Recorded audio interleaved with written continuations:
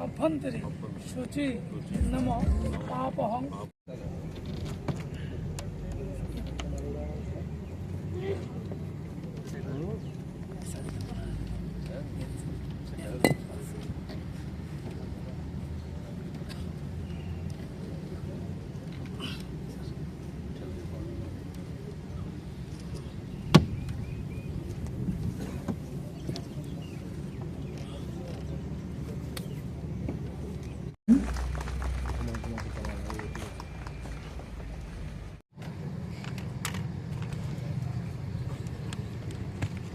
সবসময় বলি আসলে ডাটা সেন্টারের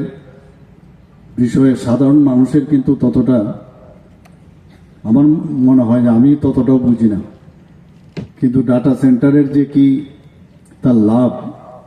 সেটা এখনকার যুগের যারা ছেলে মেয়েরা তারা হয়তো বা অনেক বেশি বুঝে, কিন্তু আমাদের মতো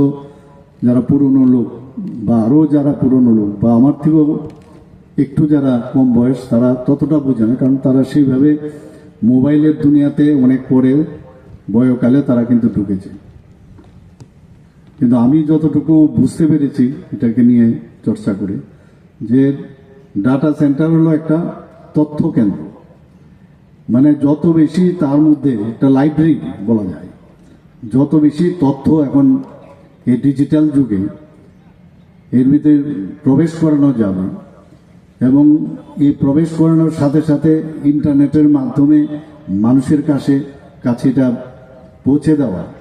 মোবাইলের মাধ্যমে হোক কম্পিউটারের মাধ্যমে হোক, এইগুলি হচ্ছে মেইন যে উদ্দেশ্য, সেটা হচ্ছে ডাটা সেন্টার।